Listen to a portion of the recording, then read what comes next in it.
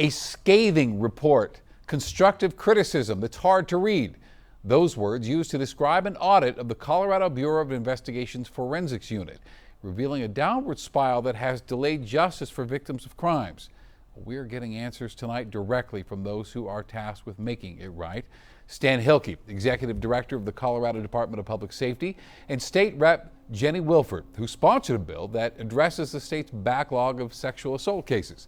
Denver 7's Ryan Fish shares what they said is happening to fix this problem.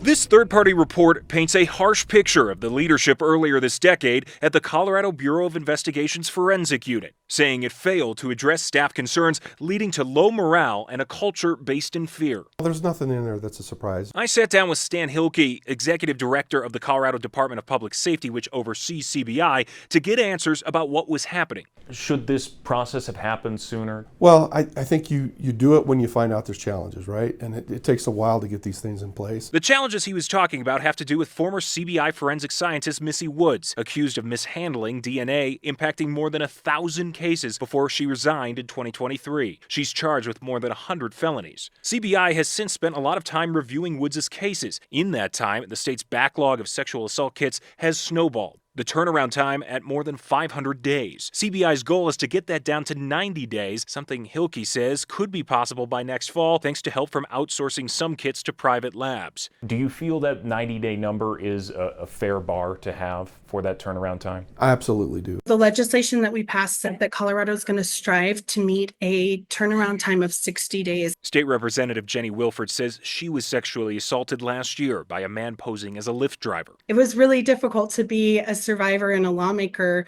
this last legislative session to learn that my own case was stuck in the backlog. The audit, in my mind, is a roadmap of where we're going to need to go next if we're truly going to ensure that we are not in this situation again. I went through the audit myself. It makes 52 recommendations. The biggest is to establish the forensic unit as its own division, separating from the criminal investigations under CBI, giving the lab, quote, greater autonomy, transparency, and accountability. Anything that we can do to build trust and build confidence in those services and make sure that it is impartial. CDPS will make that request, but it will have to wait until the next legislative session and account for a tightening state budget. The audit does say there have been improvements under new leadership, and Wilford believes there's bipartisan support to keep moving forward. The fact that the audit was very direct and in some ways scathing, it's very telling about the level of change that needs to take place. And again, I see it as a roadmap and a huge opportunity. Ryan Fish, Denver 7.